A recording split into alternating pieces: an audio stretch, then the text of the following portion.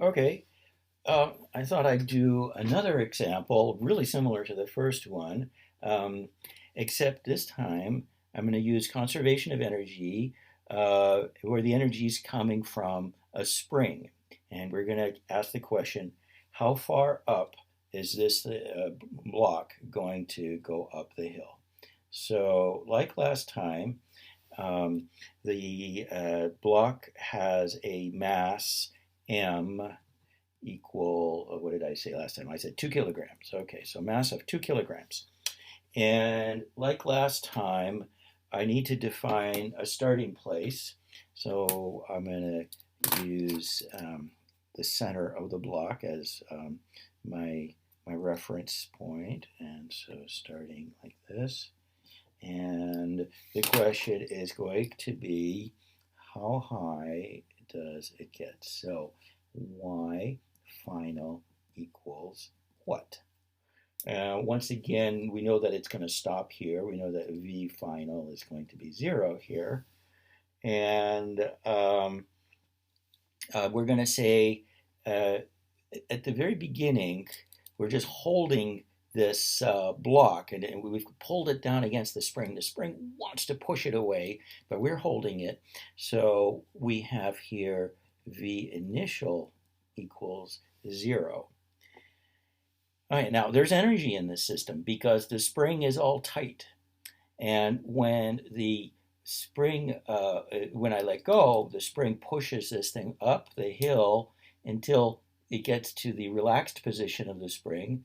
And then the spring doesn't push anymore. And this thing is, it's not glued to the spring, right? It's just free then to slide up the hill, slow down, and then stop. Okay, so we're going to use conservation of energy. And this time we're going to have the total energy is going to equal to the kinetic energy plus the potential energy, but it's going to be the spring potential energy plus the gravitational potential energy. All right, so let's do it this way. Okay, and once again, we're going to say, well, the initial total energy is equal to the final total energy. Yeah, all right. So that means the kinetic energy initial plus the initial spring potential energy plus the initial gravitational potential energy has to equal the initial, the final kinetic energy plus the final spring potential energy plus the final gravitational potential energy. Okay. So then let's break out the pieces of this. And we have 1/2 mv initial squared plus, okay, now for the spring, it's 1/2 kx initial squared. And I forgot to mention, but I decided to make my spring stiffness be 500 newtons per meter. That's the k. All right, plus mg y initial.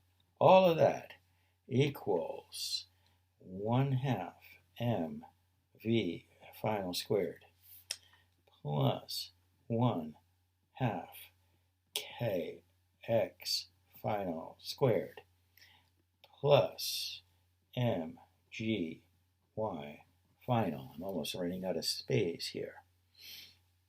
Okay, so now all of these things turn to be 0. The initial velocity or speed was 0, right? I was just holding it at the beginning. So this is 0.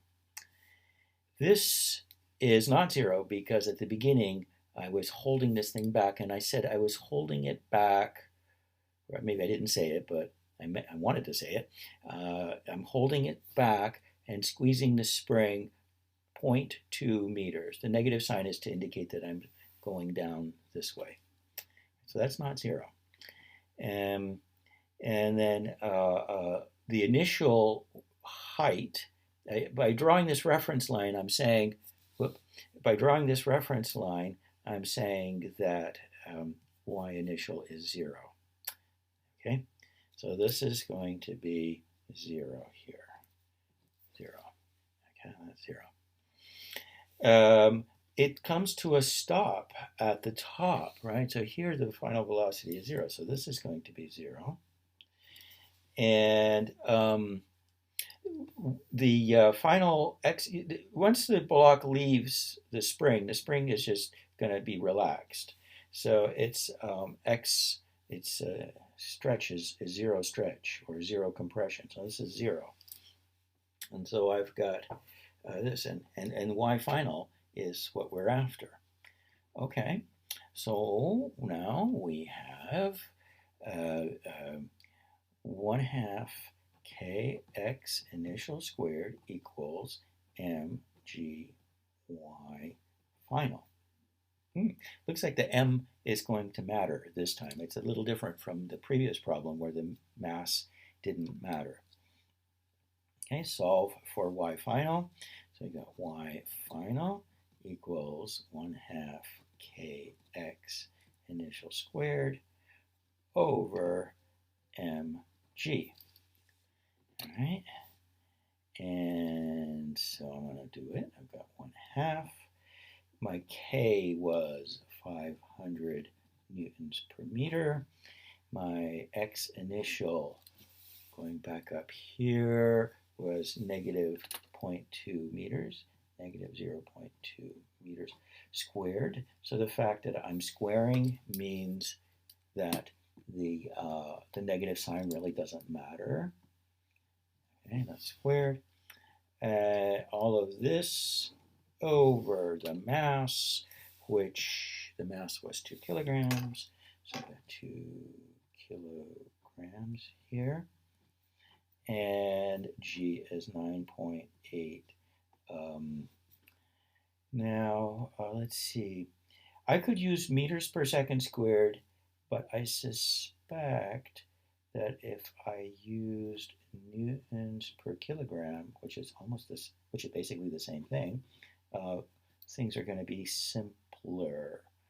Yeah, you see what happens if I use newtons per kilogram instead of meters per second squared. The newtons cancel, the kilograms cancel, and I get meters squared, but that's divided by meters, and so I'll get meters. Yeah, all right. So finally, I put in my numbers into my calculator. So I've got, let's do it. All right, so I'm going to do 1/2, 0.5 times 500 times 0.2 squared divided by, open parentheses, 2 times 9.8 close parentheses, and I get, it's going to go up 0.51 blah blah blah meters. Okay. Okay, I would now like to show you something that maybe you should get in a habit of doing, and that is checking your answer. So how about we do that? Let's check our answer here. So what we want to know is it true that the initial energy equals the final energy, right? So checking that is a good way to know whether or not the answer that we got, the 0.51 meters, is correct. So initially, all of the energy was in the spring. So is it the case that 1/2 kx initial squared, is that equal to the, at the end of the, all of the energy is gravitational energy, right? At the beginning, it was all spring potential energy. At the end, it's all gravitational potential energy. So is it the case that it's equal to, that the spring potential energy is equal to mgy final? Okay, so is it true that 1/2, okay, so k is 500 newtons per meter. And the beginning compression of the spring was negative 0.2 meters squared. Is that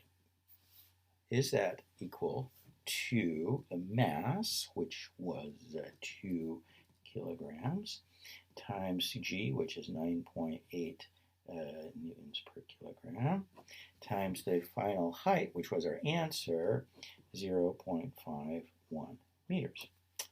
Okay, so let's see. Let's do the 1/2 kx squared. So I'm going to do 0.5 times k, which is 500, times 0.2 squared. I get 10. So we've got 10 joules. Is that equal to, let's do the other one now.